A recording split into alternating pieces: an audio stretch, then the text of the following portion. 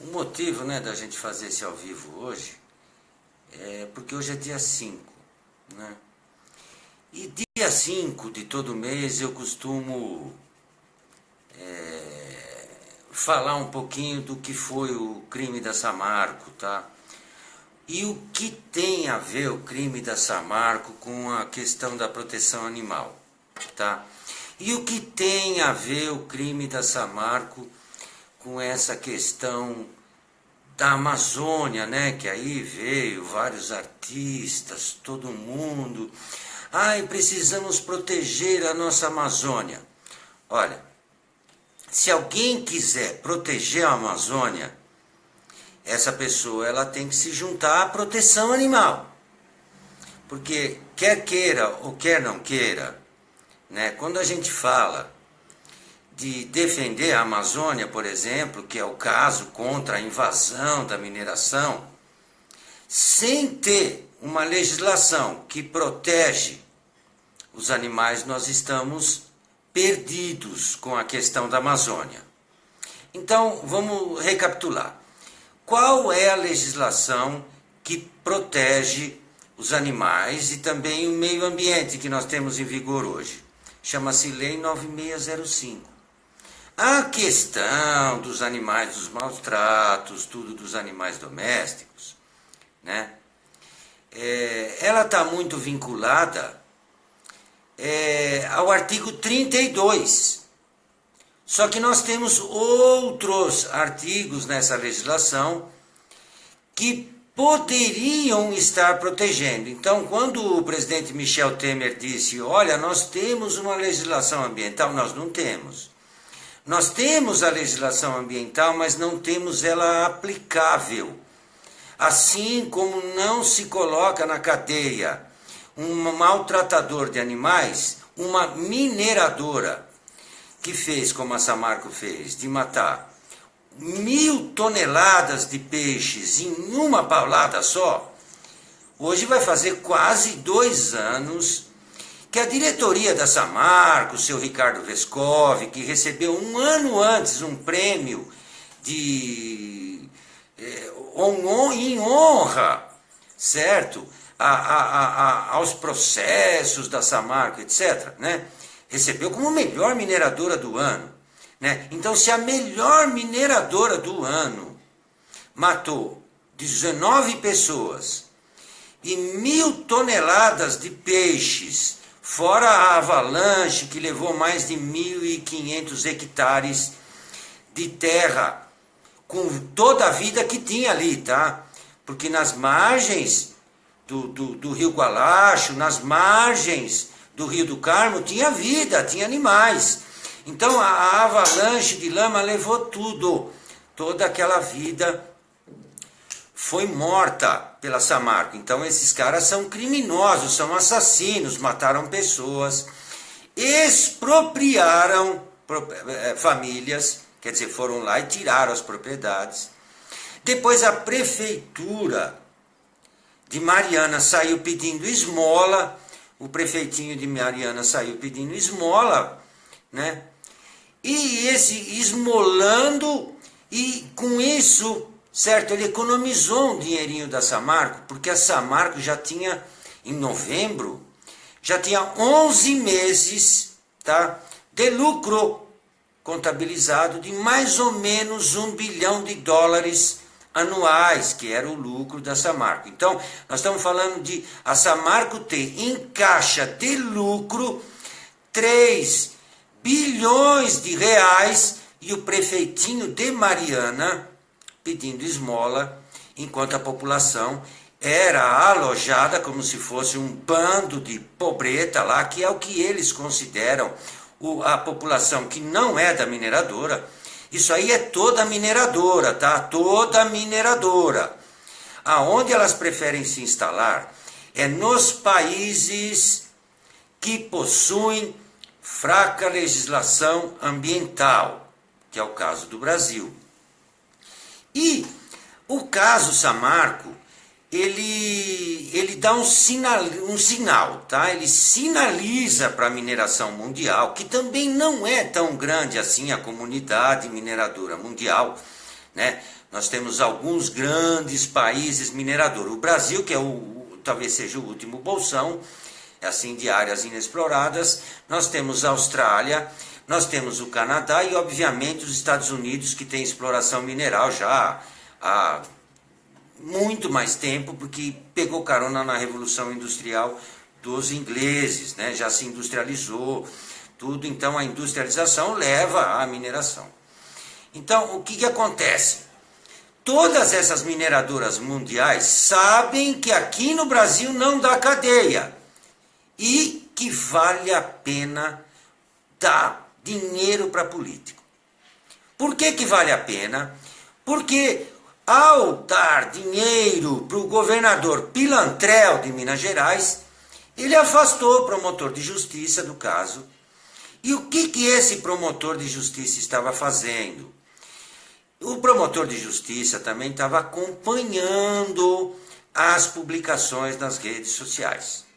Uma das grandes mentiras da Samarco, que eu no meu mural, mais alguns outros poucos ativistas técnicos, né, que faz ativismo técnico, entramos num embate de informações. A Samarco dizia que a lama não era tóxica, 3 dias depois eu fiz uma divulgação explicando a toxicidade da lama, porque eles fazem um processo de flotação, que é uma separação do minério por intermédio de um reagente, chama-se amina, que é altamente tóxico, e os bombeiros ficaram expostos.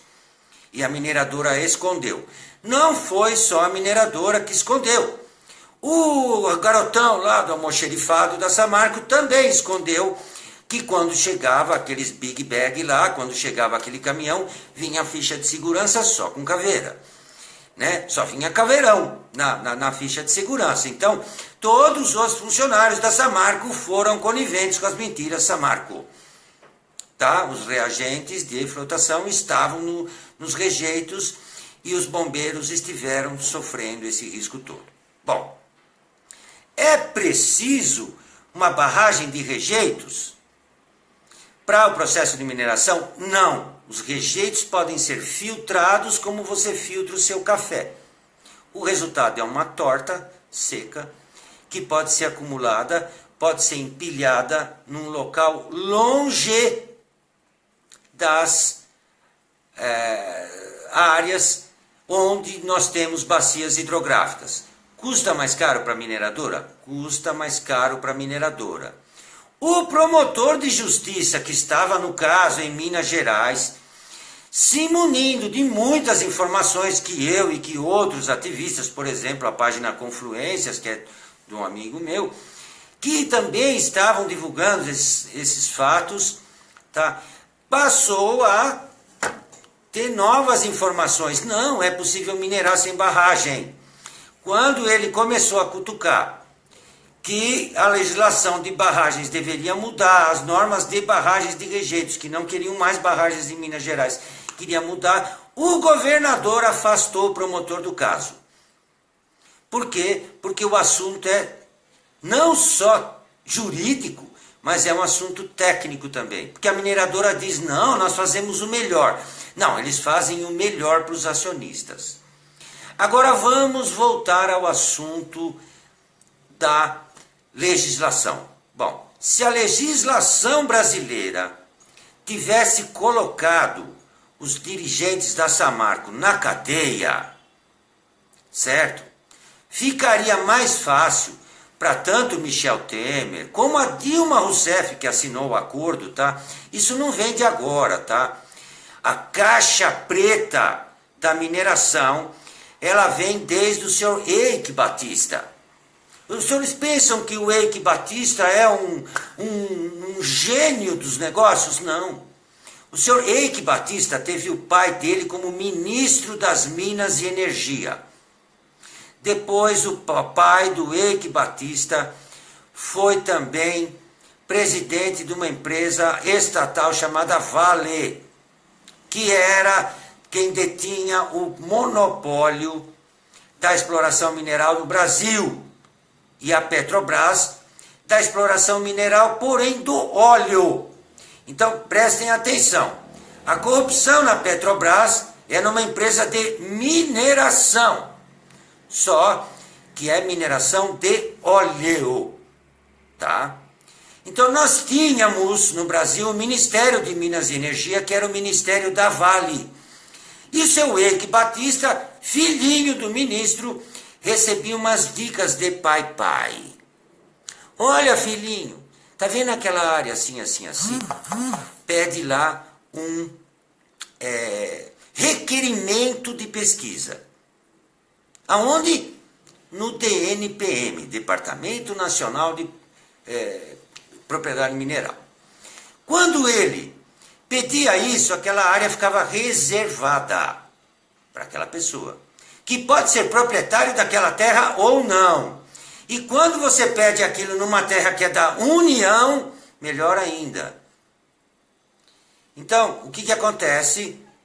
O senhor Eike Batista recebia as dicas de pai, ia lá, pedia, fazia o requerimento de pesquisa, ganhava a autorização de pesquisa.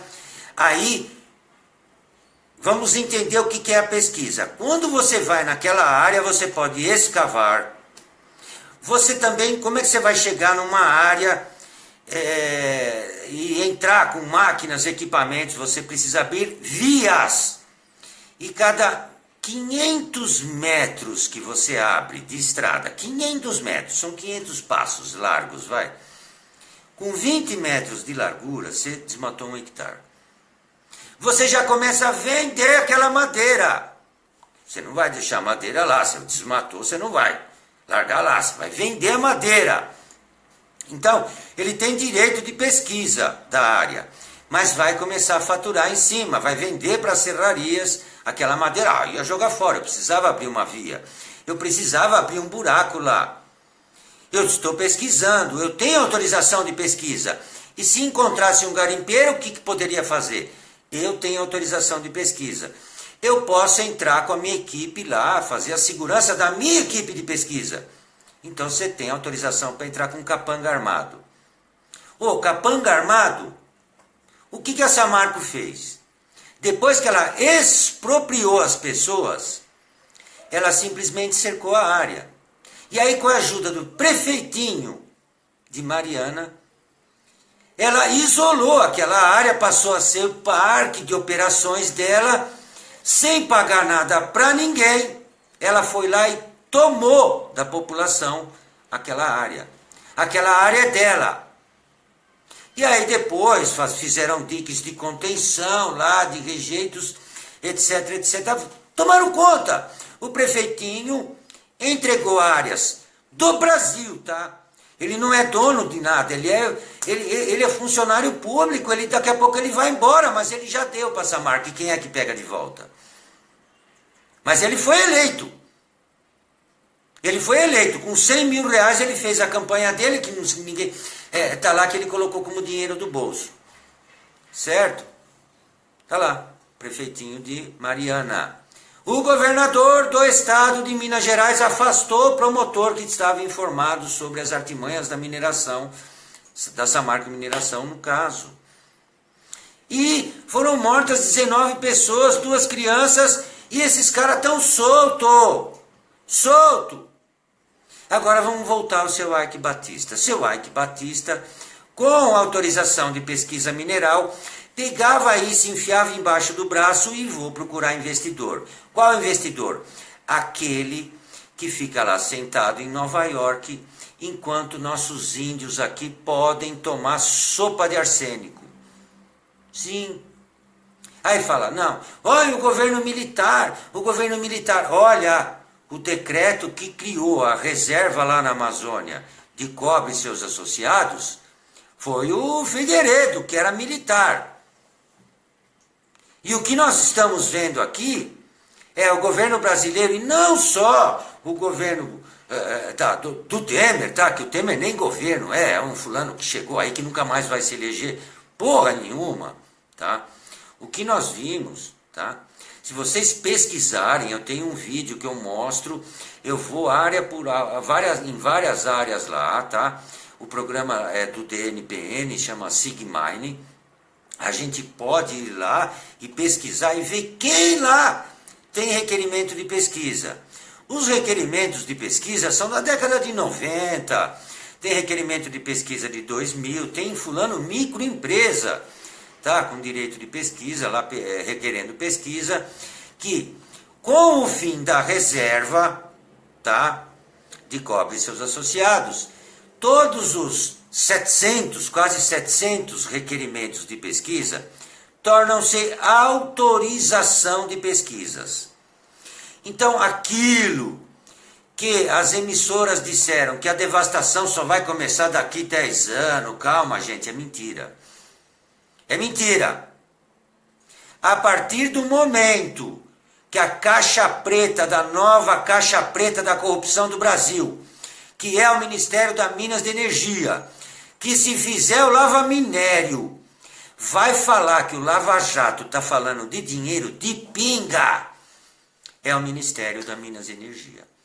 E outro ministério também, que se colocar o dedinho e procurar, vai fazer a Lava Jato falar de migalha, é o Ministério do Meio Ambiente, que aprova as licenças ambientais, tá? Isso aí a nível federal, estadual e municipal, tá? Então, o que acontece? Nós não temos uma legislação que protege o cachorro e o gato. E na mesma lei, na mesma esteira, nós não temos nada que protege as florestas e os animais silvestres, porque estão todos na mesma lei. Então, não adianta os artistas, proteja a Amazônia, e não se unir aos protetores de animais que estão protegendo o gato e cachorrinho. Porque nós estamos chamando a atenção para uma legislação que os políticos não querem mudar. Os políticos não há meio de colocarem quem maltrata um cachorro, um gato, quem mata uma onça na cadeia, não vai para cadeia.